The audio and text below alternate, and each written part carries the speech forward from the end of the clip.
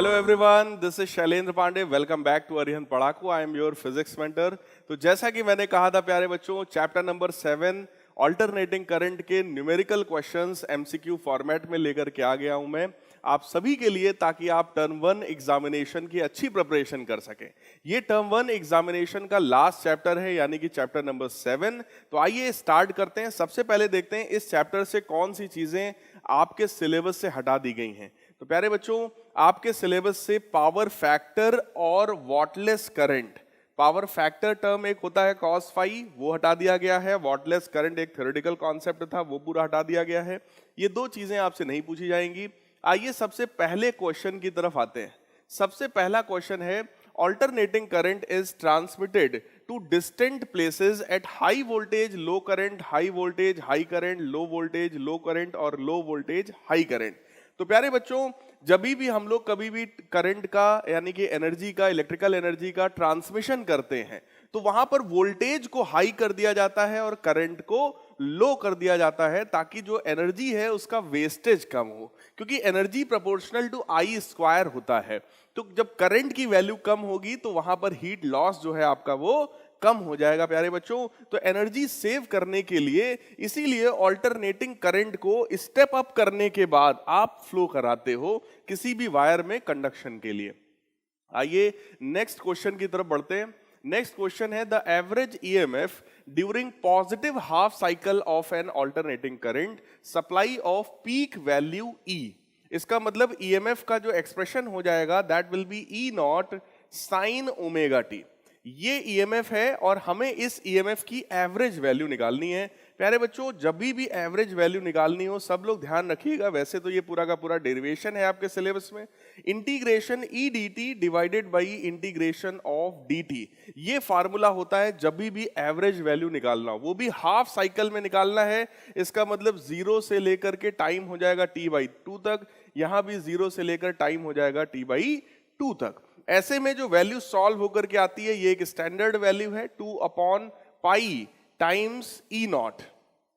तो गाइज यहां पर जो वैल्यू, एवरेज वैल्यू जो आने वाली है दैट इज 2E0/पाई, that is option number 4।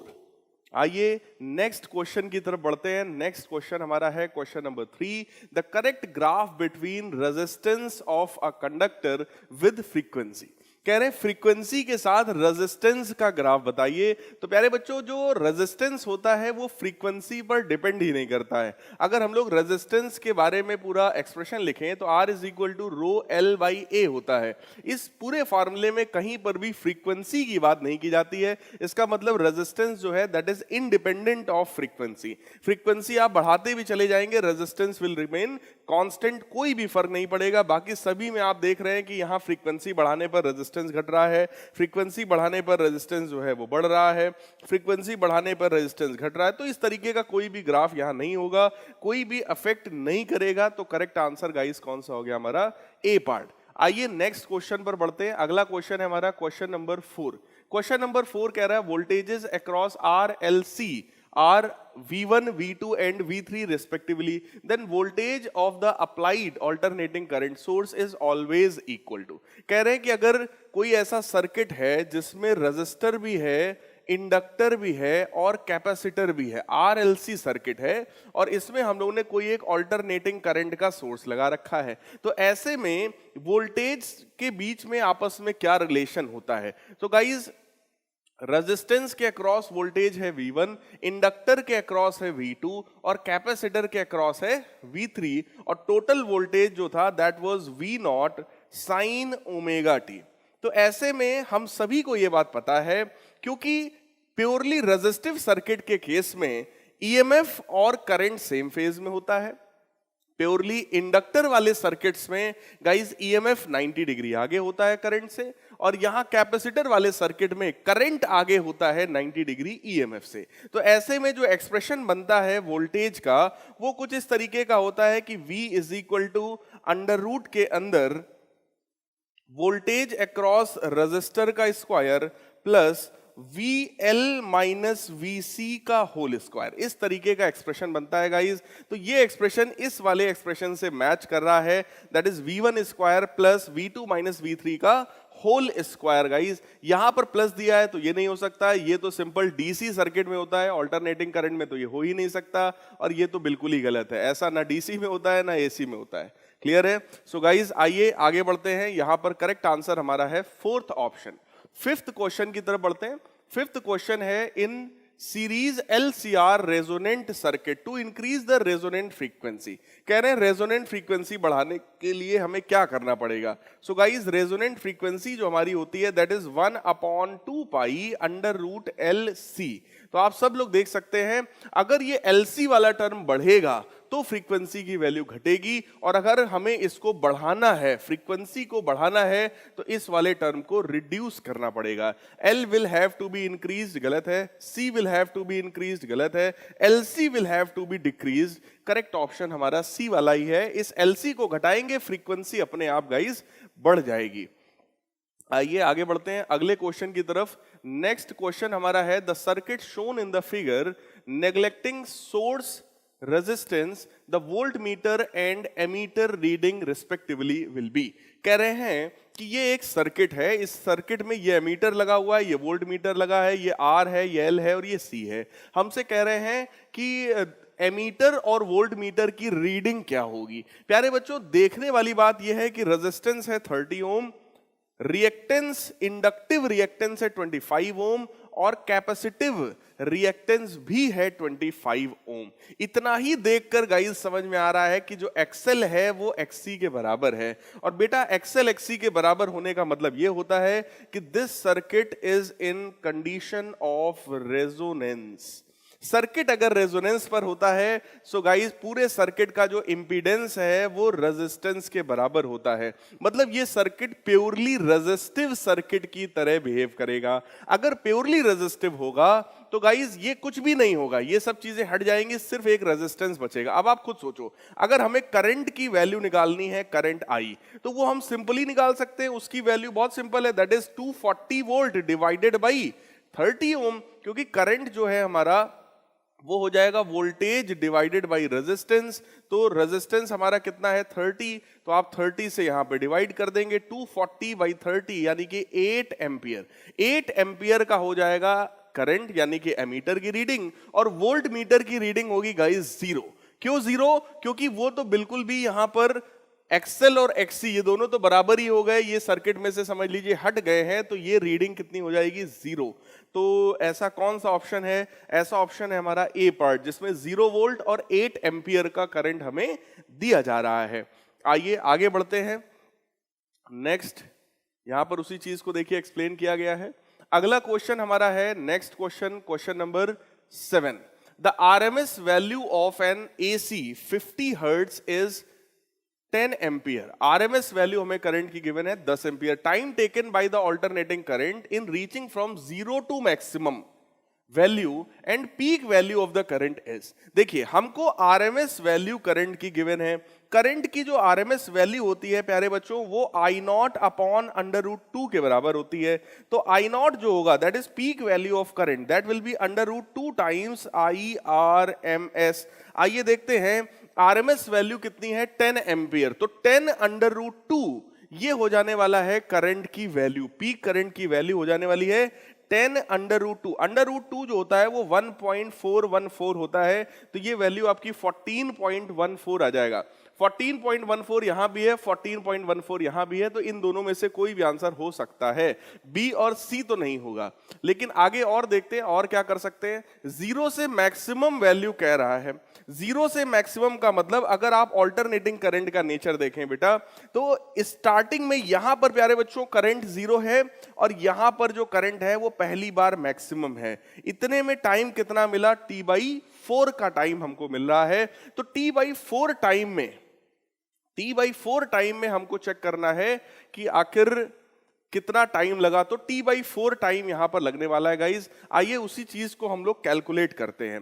Time की वैल्यू कितनी थी? T/4। टाइम पीरियड को हम 1 फ्रीक्वेंसी लिख सकते हैं, सो 1/4f। फ्रीक्वेंसी हमको क्वेश्चन में गिवन है 50 हर्ट्ज, सो 1/20, 1/200 ये हमारा हो गया टाइम। ठीक, ये वो टाइम है, इसको डिवाइड करेंगे तो वैल्यू आ जाएगी 5 × 10⁻³ सेकेंड्स। तो ये वाला ऑप्शन हमारा करेक्ट हो गया, क्योंकि 14.14 एम्पियर आ रहा था करंट और ये रहा हमारा टाइम। सो गाइज आगे बढ़ते हैं। 8th क्वेश्चन हमारा है। 8th क्वेश्चन में कह रहे हैं the magnitude of the EMF across the secondary of transformer does not depend on. कह रहे हैं ट्रांसफार्मर का जो सेकेंडरी कॉइल है उसका जो ईएमएफ है वो किन चीजों पर डिपेंड नहीं करता। Number of turns in the primary, इस पर डिपेंड करता है। Number of turns in the secondary, इस पर भी डिपेंड करता है। The magnitude of the EMF applied across the primary, इस पर भी डिपेंड करता है। The resistance of primary and secondary, जी हां, इसी रेजिस्टेंस पर ये डिपेंड नहीं करता है। प्यारे बच्चों, यहां पर अगर हम लोग ट्रांसफॉर्मेशन रेशियो की बात करते हैं तो NS/NP की जो वैल्यू होती है वो EMF across secondary EMF upon EMF of the primary coil, इसके बराबर होता है। तो कहने का मतलब यहां पर अगर आप ध्यान से देखो, ये जो ईएमएफ है वो इस पर और इस पर डिपेंडेंट है, रेजिस्टेंस पर बिल्कुल भी डिपेंडेंट नहीं है प्यारे बच्चों। तो 4th ऑप्शन ही यहां पर हमारा जो है वो करेक्ट आंसर हुआ। तो ये देखिए 4th हमारा करेक्ट है। आइए 9th क्वेश्चन की तरफ बढ़ते हैं। 9th क्वेश्चन है in case of AC circuit Ohm's law hold good for. Ohm's law peak value of voltage और करंट के लिए लगा सकते हैं, बिल्कुल लगा सकते हैं। Effective values of voltage and current, इसके लिए भी लगा सकते हैं। Instantaneous value of voltage and current, इसके लिए भी हम लगा सकते हैं। ऑल ऑफ द अबव, इसका मतलब करेक्ट ऑप्शन हमारा कौन सा है गाइस? 4th वाला। तो यहां पर इन सभी के लिए आप लगा सकते हो। कहने का मतलब जो ओम्स लॉ होता है ना, V = IR, तो यहां पर जब हम सर्किट के लिए लगाएंगे तो ये Z हो जाएगा, क्योंकि ये सर्किट का रेजिस्टेंस यानी कि सर्किट का इंपीडेंस कहलाता है। तो V = IZ, इन सभी कंडीशंस में आप लगा सकते हैं। आइए नेक्स्ट क्वेश्चन देखते हैं। ये उसी पर बेस्ड क्वेश्चन है, थोड़ा सा घुमा करके पूछा गया है। In case of alternating current the relation V = IZ where Z is the impedance can be directly applied to peak value of voltage and current only. तो ओनली लगा दिया गया कि केवल इसी पर। RMS value of voltage and current only, instantaneous values of voltage and current only, both 1 and 2 are correct. तो ये दोनों ही ऑप्शंस हमारे करेक्ट है ना। हम पीक वैल्यूज के लिए भी लगा सकते हैं, आरएमएस वैल्यूज के लिए भी लगा सकते हैं, दोनों कंडीशंस में हम इसको लगा सकते हैं। तो करेक्ट आंसर यहां पर जो हुआ मोस्ट सुटेबल वो है हमारा डी ऑप्शन। अब आइए, हमारे पास 2 स्टेटमेंट्स हमें गिवन है। कह रहे हैं कंसीडर द फॉलोइंग 2 स्टेटमेंट्स। पहला स्टेटमेंट है at resonance of LCR circuit the reactance of the circuit is minimum. बिल्कुल सही बात है। अगर रेजोनेंस कंडीशन में है तो इंपीडेंस सर्किट का R के बराबर होता है, मतलब वो मिनिमम हो जाता है क्योंकि करंट की वैल्यू मैक्सिमम हो जाती है। तो ये पहला स्टेटमेंट तो सही है। The reactance of a capacitor in AC circuit is similar to the resistance of capacitor in DC circuit, ये बात बिल्कुल गलत है। तो भाई पहला स्टेटमेंट हमारा सही है, लेकिन दूसरा स्टेटमेंट हमारा गलत है। So A is true but B is false. तो यहां पर 11th का हमारा करेक्ट आंसर कौन सा हुआ? That is A option. आइए आगे बढ़ते हैं नेक्स्ट। अगले क्वेश्चन में देखिए हमसे क्या कहा जा रहा है, बहुत बढ़िया क्वेश्चन है। इसमें कहा जा रहा है the instantaneous value of the EMF and current in the circuit are this and this. ये देखिए हमको ईएमएफ पता है, ये देखिए हमको करंट पता है। हमसे कह रहे हैं the admittance of the circuit will be. Admittance जो होता है प्यारे बच्चों, वो एडमिटेंस जो होता है वो 1 इंपीडेंस के बराबर होता है, यानी कि 1/Z के बराबर है। अब ये जो Z होता है ये किसके बराबर है? आइए देखते हैं। ये जो इंपीडेंस होता है ये E0/I0 के बराबर होता है और वो I0 ऊपर चला जाएगा। तो यहां पर आप ध्यान से देखिए I0 यानी करंट का एम्पलीट्यूड कितना है गाइस? 0.707 और EMF का एम्पलीट्यूड कितना है? 1.414। तो ये जो वैल्यू मुझे दिखाई पड़ रही है, ये वैल्यू मुझे 1/2 दिखाई पड़ रही है, इसलिए करेक्ट आंसर गाइस कौन सा हुआ यहां पर? C part is the correct answer. तो अगला क्वेश्चन है question number 13। The resistance of 20 ohm is connected to a source of alternating current rated 110 volt 50 hertz, then time taken by the current to change from its maximum value to the RMS value. मतलब current की maximum value से current की RMS value तक कितना time interval हो जाएगा. तो let us suppose initially current की वैल्यू मैक्सिमम है. तो प्यारे बच्चों ऐसे में हम लोग एक्स्ट्रा थोड़ा सा दिमाग लगा लेंगे. हम लोग करंट का एक्सप्रेशन कॉस के टर्म्स में लिख देंगे. So I is equal to I naught cos omega t. यहां पर आप अगर ध्यान से देखोगे कॉस में टाइम की वैल्यू अगर हम जीरो रखेंगे तो कॉस की वैल्यू मैक्सिमम हो जाती है. इसलिए यहां पर ये हो गई करंट की स्टार्टिंग वैल्यू. अब हमसे ये कहा जा रहा है कि करंट की वैल्यू आरएमएस के बराबर हो जाए. इसका मतलब I naught by under root 2 के बराबर हो जाए. So that will be equal to I naught cos omega T2. ये T1 था, ये टाइम हो गया हमारा T2 के बराबर. तो आई नॉट से आई नॉट हुआ कैंसिल. ये वैल्यू हो गई 1 बाई अंडर रूट 2 और कॉस के अंदर 1 बाई अंडर रूट 2 आता है पाई बाई 4 पर, यानी कि this is equal to cos pi by 4. So 2 pi F T, ये जो टाइम है that will be equal to pi by 4. तो आप देख सकते हैं पाई से पाई हुआ कैंसिल. टाइम की वैल्यू हमारे पास आने वाली है 1 बाई 8 एफ और फ्रीक्वेंसी हमको क्वेश्चन में गिवन है 50 hertz. So this will be 1 by 8 into 50 यानी कि 1 बाई 400. 1 बाई 400 ये हो गया टाइम जिस टाइम पर ये वैल्यू आएगी. तो 1 बाई 400 को अगर हम लोग सॉल्व करेंगे तो दैट विल बिकम 2.5 समथिंग. इसका मतलब करेक्ट आंसर आ गया हमारा यहां पर A part, that is 2.5 into 10 to the power -3 seconds.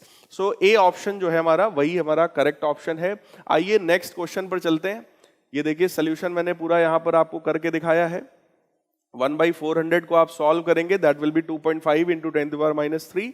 So coming to next question, और अगला क्वेश्चन है हमारा क्वेश्चन नंबर 14 जिसमें स्टेटमेंट्स दिए हैं, असर्शन रीजन टाइप का है.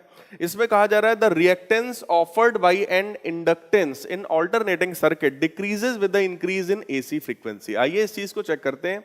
अगर हमसे इंडक्टेंस की बात कर रहे हैं तो एक्सेल की हम बात करेंगे और एक्सेल जो है वो ओमेगा एल के बराबर होता है. It means 2 pi F L के बराबर होता है. इट मींस ये जो इंडक्टिव रिएक्टेंस होता है this is directly proportional to frequency. अब यहां पर पढ़ते हैं. Reactance offered by the inductor in the circuit decreases with the increase in frequency. कह रहे हैं कि अगर फ्रीक्वेंसी को बढ़ाओगे तो ये एक्सेल डिक्रीज करेगा. तो ये स्टेटमेंट तो भाई गलत है, क्योंकि अगर आप फ्रीक्वेंसी बढ़ाएंगे तो रिएक्टेंस की वैल्यू भी बढ़ेगी. Reactance offered by the capacitor in AC circuit increases with the increase in frequency. ये भी गलत है. क्यों? क्योंकि कैपेसिटर का जो रिएक्टेंस होता है वो 1/2 पाई एफ सी यानी कि 1 बाई ओमेगा सी के बराबर होता है. So this reactance is inversely proportional to frequency. Guys ये फ्रीक्वेंसी के इनवर्सली प्रोपोर्शनल. तो ये भी स्टेटमेंट हमारा जो है वो गलत हो गया है. So both statement A and B are false. तो करेक्ट आंसर हुआ गाइज फोर्थ वाला. आइए नेक्स्ट क्वेश्चन की तरफ बढ़ते हैं. अगला क्वेश्चन हमारा question number 15. Choose wrong statement in the following. इनमें से रॉन्ग स्टेटमेंट हमें देखना है. The peak voltage across inductor can be less than peak voltage of the source in an LCR circuit. तो ये बिल्कुल हो सकता है, बिल्कुल करेक्ट चीज है. In a circuit containing a capacitor and AC source the current is 0 at instant source voltage is maximum. जब सोर्स का वोल्टेज मैक्सिमम है करंट 0 है. ये चीज हो सकता है भाई. When AC source is connected to a capacitor then RMS current in the circuit gets increased if dielectric slab is inserted between the capacitor plates. तो डाइलेक्ट्रिक स्लैब को अगर हम इंसर्ट करेंगे तो ये भी काम हो सकता है. ये भी बात बिल्कुल सही है. In a pure inductive circuit EMF will be in phase with the current. कह रहे हैं ईएमएफ जो है वो करंट के साथ फेज में होता है. तो प्यारे बच्चों अगर प्योरली इंडक्टिव सर्किट है तो वहां पर तो ईएमएफ 90 डिग्री आगे होता है. इसका मतलब 90 फेज एंगल आगे होता है. इसका मतलब ये फोर्थ वाला ही गलत है, क्योंकि इसमें कह रहे हैं कि करंट और ईएमएफ सेम फेज में. ऐसा प्योरली रेजिस्टिव सर्किट में होता है, लेकिन इस तरह के सर्किट में नहीं हो सकता. तो आइए चेक करते हैं. करेक्ट आंसर हमारा यहां पर फोर्थ पार्ट ही है. Coming to next question, question number 16. Question number 16 हमसे कहता है, क्वेश्चन नंबर 16 देखिए क्या है. इसमें एक ऑप्शन शायद इनकम्प्लीट है. आइए देखते हैं सेकंड ऑप्शन यहां पर क्या है. That is 1/20 pi Henry. ये ऑप्शन है यहां पर। आइए चेक करते हैं क्वेश्चन क्या है। An inductive coil has a resistance of 100 ohm. Resistance हमें पता है, when an AC signal of frequency 1000 hertz is applied to the coil, the voltage leads the current by 45 degree. The inductance of the coil is, कह रहे हैं कि coil का inductance क्या होगा। तो प्यारे बच्चों, अगर यहां पर देखिए इस तरीके का सर्किट है RL, तो tan phi की वैल्यू क्या होती है, ओमेगा L बाई R। यहां पर आपसे एंगल दिया है, फेज एंगल 45, tan 45 1 होता है, तो R की वैल्यू ओमेगा L के बराबर हो जाएगी। सारी चीजें आपको गिवन है, रेजिस्टेंस आपको 100 ओम गिवन है, ओमेगा को हम लोग 2 पाई f लिख सकते हैं, और फ्रीक्वेंसी हमको 1000 हर्ट्ज गिवन है, तो ये 1000 हो जाएगा। हमसे यही चीज पूछा गया है, the inductance of the coil is, तो उसको हम लोग L मान लेते हैं। ये 2 0 से 2 0 यहां पर कैंसिल हो जाएंगे। L की जो वैल्यू है प्यारे बच्चों, वो आ जाने वाली है 1 upon 20 pi, 1 upon 20 pi. So guys correct answer कौन सा है हमारा, B part. So second option is the correct one. Coming to next question, अगले क्वेश्चन की तरफ आते हैं गाइस। ये देखिए 1 अपॉन 20 पाई हमारा यही करेक्ट है। नेक्स्ट क्वेश्चन है हमारा क्वेश्चन नंबर 17। इसमें कहा जा रहा है in an AC circuit containing inductance and capacitor in series, मतलब ये LC सर्किट है। The current is found to be maximum when the value of inductance is 0.5 henry and capacitance is 8 microfarad. The angular frequency of the input AC voltage must be equal to.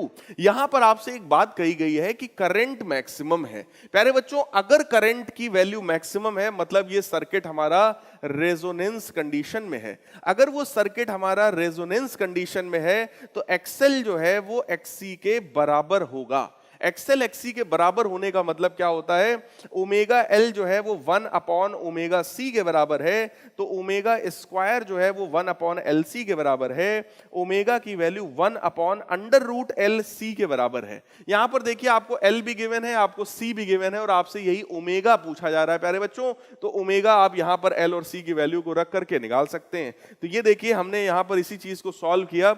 Omega जो होता है हमारा 1 upon under root LC के बराबर है, L पता है, C पता है, दोनों वैल्यूज रख देंगे तो करेक्ट आंसर हमारा आ जाएगा 500 radian per second, that is option number ए।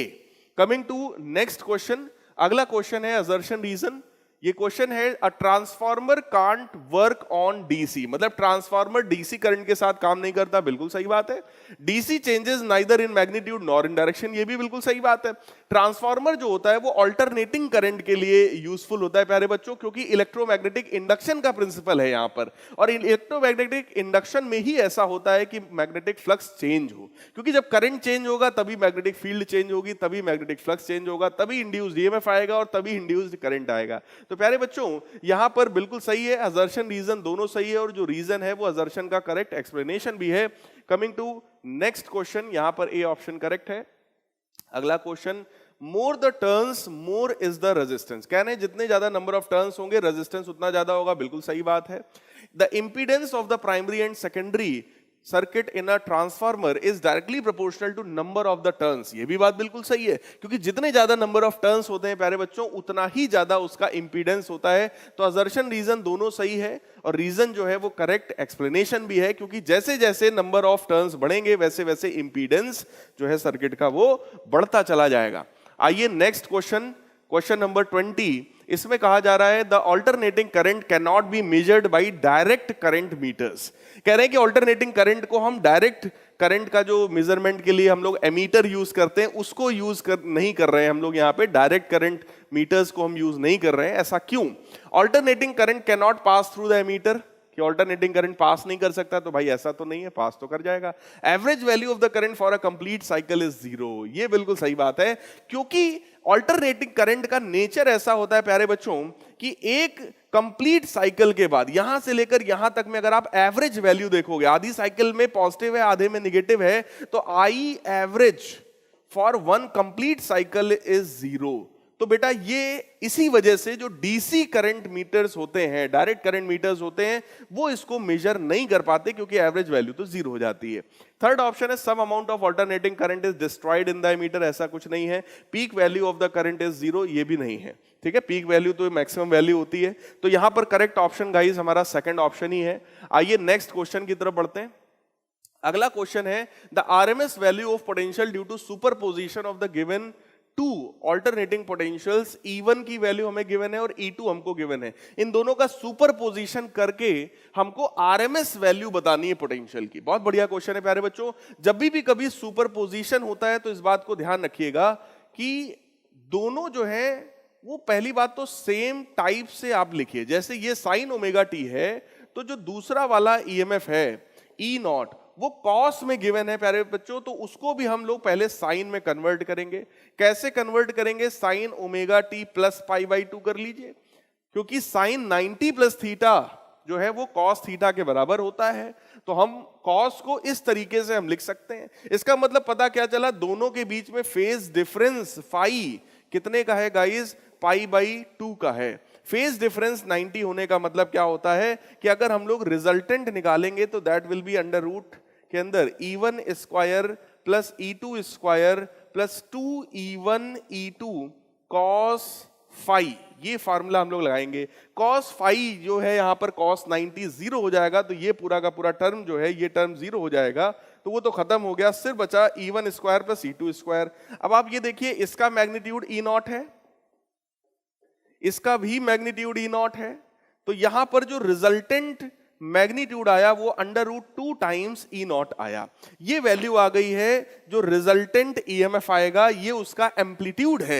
लेकिन हमको एम्पलीट्यूड नहीं पूछा ईएमएफ का, हमसे क्या पूछा है प्यारे बच्चों? हमसे आरएमएस वैल्यू पूछी है। यहीं पर बच्चे गलती कर सकते हैं, वो रूट 2 E नॉट को टिक कर देंगे। लेकिन ध्यान रखिएगा हमसे क्या पूछा गया है? हमसे आरएमएस वैल्यू पूछा गया। आरएमएस वैल्यू क्या होता है? Peak value upon under root 2। तो पीक वैल्यू खुद है, पीक वैल्यू जो हम लोगों ने निकाला है वो रूट 2E है, डिवाइडेड बाय रूट 2 करोगे ये कैंसिल होगा, तो अल्टीमेटली आंसर हमारा E नॉट के ही बराबर हो जाएगा प्यारे बच्चों।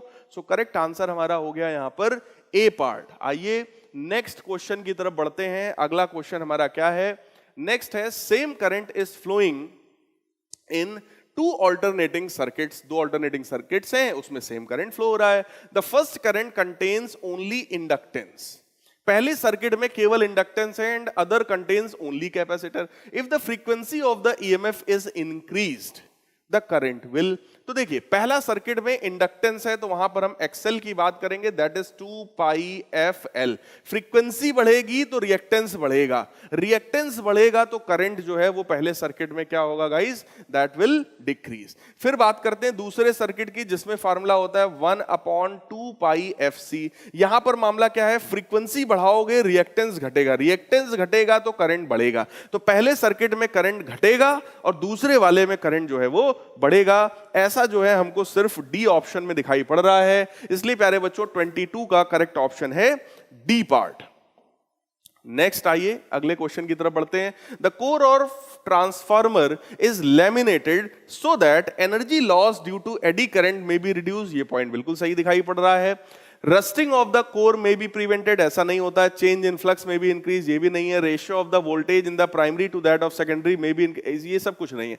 करेक्ट आंसर है हमारा फर्स्ट वाला, क्योंकि यहां पर आपसे यह बोला गया है कि ट्रांसफार्मर का जो कोर है उसको लैमिनेट किया जाता है। लैमिनेशन का काम प्यारे बच्चों हीट लॉस को बचाने के लिए ही हम लोग करते हैं। तो ये जो यहां पर लॉस हो रहा होता है एडी करंट के कारण, उस लॉस से बचाने के लिए आप लैमिनेशन करते हो, इसलिए करेक्ट ऑप्शन हमारा है ए पार्ट। आइए नेक्स्ट क्वेश्चन की तरफ बढ़ते हैं। अगला क्वेश्चन है question number 24। To reduce iron losses in transformer, the core must be made of materials having low permeability, high resistivity, high permeability, high resistivity। तो आइए पहले इनके बारे में आपको मैं समझाता हूं। अगर हमें आयरन लॉसेस को रिड्यूस करना है तो देखिए हमको ऐसा सब्सटेंस चाहिए, पहली बार ऐसा सब्सटेंस चाहिए जो ज्यादा से ज्यादा मैग्नेटिक फ्लक्स लेकर के मूव कर सके। इसका मतलब उसकी परमिएबिलिटी जो है प्यारे बच्चों वो हाई होनी चाहिए। जितनी ज्यादा हाई परमिएबिलिटी होगी उसका वो उतना ही ज्यादा मैग्नेटिक फ्लक्स को अलाउ करेगा। दूसरी बात, हमको रेजिस्टिविटी भी हाई चाहिए। क्यों? क्योंकि अगर रेजिस्टिविटी हाई होगी तो कंडक्टिविटी उसकी लो हो जाएगी। कंडक्टिविटी अगर लो हो जाएगी तो एडी करंट की वैल्यू भी प्यारे बच्चों लो हो जाएगी। इसलिए ऐसा ऑप्शन देखिए जिसमें दोनों चीजें हाई हो, high permeability and high resistivity. So correct option here is B part.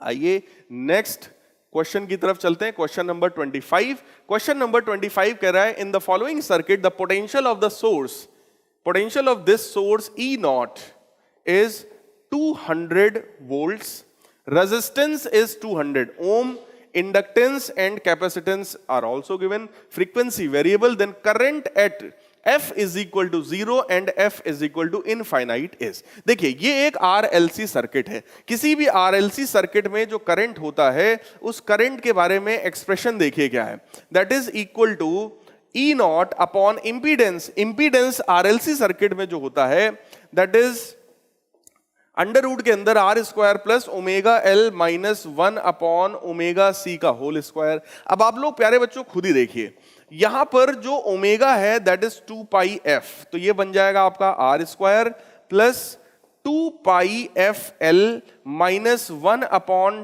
2 pi F C का होल स्क्वायर। ये अब सोचो अगर फ्रीक्वेंसी जीरो है, अगर फ्रीक्वेंसी जीरो है तो ये टर्म तो जीरो हो जाएगा। यहां पर फ्रीक्वेंसी जीरो होगा तो 1 अपॉन जीरो मतलब ये टर्म इनफाइनाइट होगा। डिनोमिनेटर में इनफाइनाइट होने का मतलब ओवरऑल करंट की वैल्यू कितनी हो जाएगी गाइस? जीरो हो जाएगी। फ्रीक्वेंसी अगर इनफाइनाइट होगा तो यहां पर इनफाइनाइट हो जाएगा, ठीक, ये वाला टर्म जीरो हो जाएगा। इसके बाद भी अगर ये इनफाइनाइट है तो भी तो डिनोमिनेटर इनफाइनाइट हो गया, तो भी तो करंट की वैल्यू जीरो हो गई। इसका मतलब चाहे फ्रीक्वेंसी जीरो हो चाहे इनफाइनाइट हो, दोनों ही कंडीशन में प्यारे बच्चों करंट कितना होता है? करंट होता है हमारा 0 ampere. So correct option here is D part. बहुत ही बढ़िया क्वेश्चन है ये, देखिए इसी चीज को मैंने यहां पर आपको लिखकर बताया है। Coming to next question, the transformation ratio of a step-up transformer is greater than 1, less than 1, less than 1 and sometimes greater than 1, greater than 1 and sometimes less than 1। तो आइए देखते हैं ट्रांसफॉर्मेशन रेशियो जो होता है number of turns in secondary circuit upon number of turns in the primary circuit. अगर ये step up transformer है, स्टेप अप का मतलब होता है कि ये स्टेप अप का मतलब होता है कि EMF of the secondary is greater than EMF of the primary. Voltage को अप करने के लिए, बढ़ाने के लिए आप इसका यूज करते हो। So this ratio is greater than 1। It means number of turns is greater than number of turns in the secondary is greater than number of turns in the primary। तो ट्रांसफॉर्मेशन रेशियो हमेशा greater than 1 होता है किसी भी step up transformer में। आइए next question की तरफ बढ़ते हैं। Question number 27। क्वेश्चन नंबर 27 है हमारा, a transformer converts 230 volt AC into 1035 volt AC. If number of turns in the primary is this, then number of turns in the secondary। बहुत ही simple question है। Number of turns in the secondary upon number of turns in the primary is equal to EMF of secondary upon EMF of primary। तो आइए देखते हैं, number of turns हमें secondary के निकालने हैं। सो NS की वैल्यू जो है वो ES अपॉन EP। तो आइए देखते हैं ES यानी सेकेंडरी में कितना है, सेकेंडरी में है 1035 डिवाइडेड बाई प्राइमरी में है 230 multiplied by number of turns in primary जो कि कितने हैं 200। तो बस इसी को अगर हम लोग सिंप्लीफाई करेंगे we will get the value of number of turns in the secondary. तो ये देखिए इसको सिंप्लीफाई करने पर ये वैल्यू कितनी आती है, ये वैल्यू आपकी आ जाएगी 900। So correct option here is B part, that is 900।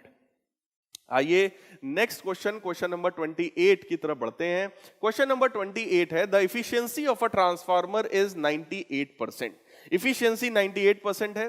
Primary voltage and current are 200 volt and 6 ampere. Secondary voltage अगर हमें गिवन है then secondary current will be. तो एफिशिएंसी का यहां पर फार्मूला क्या होता है? एफिशिएंसी का फार्मूला है ES/NS। In fact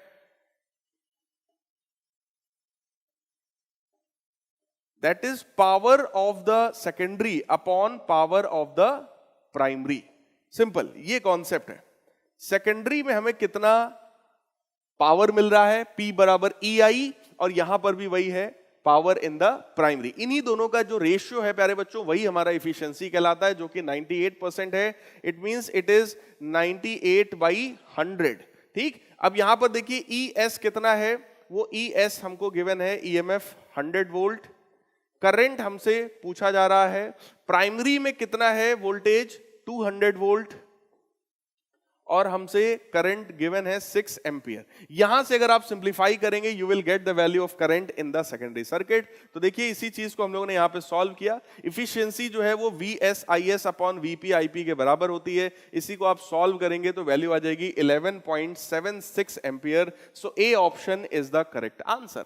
coming to second last question, that is question number 29. The values of LCR for a circuit are 1 Henry, 9 Farad and 3 ohm. What is the quality factor of the circuit at resonance? तो प्यारे बच्चों जो quality factor होता है उसका formula देखिए क्या है। क्वालिटी फैक्टर को हम लोग लिख सकते हैं omega L by R। What is quality factor? Q factor. Q factor को हम लोग लिख सकते हैं ओमेगा L by R। तो देखिए L बाई आर तो हुआ अलग, ये जो ओमेगा है इसकी वैल्यू होती है 1 अपॉन अंडर रूट LC। ठीक, अब यहां पर आपको L भी गिवन है, C भी गिवन है और R भी गिवन है। वो सारी वैल्यूज आप यहां पर उठा करके रख दीजिए, जैसे ही रखेंगे you will get your answer. तो ये क्वालिटी फैक्टर है। क्वालिटी फैक्टर जैसे ही आप इसको सॉल्व करोगे value will be equal to 1/9। So C option is the correct one. यहां पर सिंपल ये फॉर्मूला याद रखिएगा कि क्वालिटी फैक्टर का फॉर्मूला क्या होता है। This is the last question, question number 30. For the circuit shown in the figure, current in inductance, ये जो इंडक्टर है इसमें करंट कह रहे हैं 0.8 एम्पियर है, while that in the capacitance is 0.6 ampere. दोनों में हम लोग को करंट पता है। What is the current drawn from the source, कह रहे हैं इस सोर्स से कितना करंट निकला है। तो देखिए कितना बढ़िया क्वेश्चन है। अगर ये डीसी सर्किट होता तो हम लोग सीधे सीधे इन दोनों करंट्स को ऐड कर देते, इसके बराबर आ जाता। लेकिन बेटा ये डीसी नहीं है, ये एसी सर्किट है। यहां पर आपको थोड़ा सा दिमाग लगाना पड़ेगा। दिमाग ये लगाना पड़ेगा कि अगर ये दोनों पैरेलल में कनेक्टेड हैं तो जितना वोल्टेज इसको मिल रहा है उतना ही वोल्टेज इसको भी मिल रहा है। लेकिन डिफरेंस ये है कि जब हम इंडक्टिव सर्किट की बात करते हैं तो ईएमएफ करंट से 90 डिग्री आगे होता है, लेकिन जब हम कैपेसिटिव सर्किट की बात करते हैं तो जो करंट है वो 90 डिग्री आगे होता है ईएमएफ से। इसका मतलब क्या है, आइए इसी चीज को मैं आपको समझाने की कोशिश करता हूं। यहां पर देखिए हम लोग लिखेंगे दोनों सर्किट्स के लिए। पहला जो सर्किट है जो कि प्योरली इंडक्टिव सर्किट है, मतलब ऊपर वाला जो था, उस कॉइल के लिए जब हम लिखेंगे तो वहां पर हमारे लिए फॉर्मूला क्या है करंट का, E0/XL। ये क्या है, peak EMF upon impedance, circuit का रिएक्टेंस। क्योंकि ऊपर वाले ब्रांच में केवल इंडक्टर था तो इंडक्टर का एक्सेल हो गया, और वहां पर मैंने आपसे कहा था इंडक्टर के केस में ईएमएफ आगे होता है, इसका मतलब करंट पीछे होता है। करंट कितना पीछे है, 90 डिग्री, इसलिए मैंने लिखा है -π/2। तो ये देखिए ये क्या बन गया, ये उसमें जाने वाला करंट बन गया जिसकी वैल्यू है E0/XL sin ωt -π/2। ठीक, sin ωt -π/2 को जब आप सॉल्व करोगे तो ये आपका बन जाएगा -cos ωt। E0/XL को हमने सिंप्लीफाई किया तो आ गया 0.8/√2। फिर इसी तरीके से अगर हम लोग प्योरली कैपेसिटिव सर्किट की बात करें तो उस कंडीशन में करंट आगे होता है 90 डिग्री। तो हमने क्या किया, ये देखिए हमने करंट में +π/2 किया है, इसका मतलब करंट को हमने आगे शो किया है कि ये 90 डिग्री आगे है। साइन 90 + थीटा cos थीटा के बराबर होता है, ये वैल्यू पॉजिटिव आ जाएगी। हमको निकालना था नेट करंट, तो अब हम यहां पे किरचॉफ्स करंट लॉ लगाएंगे, मतलब हम इन दोनों करंट्स को ऐड करेंगे। जैसे ही हम लोग इन दोनों करंट्स को ऐड करेंगे, देखिए ये -0.8√2 है और ये 0.6√2 है। जब ऐड करोगे आप तो आ जाएगा कितना, -0.2/√2 cos ωt, ये वैल्यू। लेकिन हमसे पूछा गया था आरएमएस वैल्यू, तो आरएमएस वैल्यू के लिए √2 से √2 जो है वो कैंसिल होगा, वैल्यू आ जाएगी 0.2 एम्पियर। सो करेक्ट ऑप्शन यहां पर हो गया गाइस ए पार्ट। एक बार मैं फिर से आपको क्वेश्चन दिखा देता हूं। इस तरह के क्वेश्चंस बच्चों को बहुत कंफ्यूज करते हैं, तो बहुत ध्यान से आप लोग समझ लीजिएगा।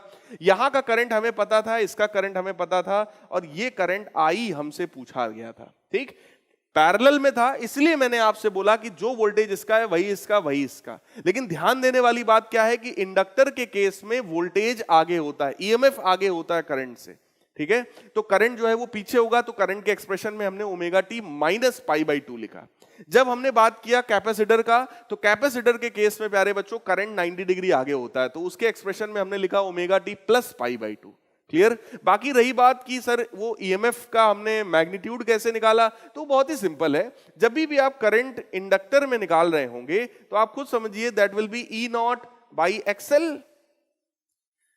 आगे जो भी एक्सप्रेशन है, अगर वो साइन का है तो साइन, और अगर वो कॉस का है तो कॉस, तो cos omega T minus pi. तो ऐसा सिंपल टर्म जो है ये बन जाएगा। क्लियर है गाइस? तो ये मैंने आपको पूरा सॉल्व करके बताया।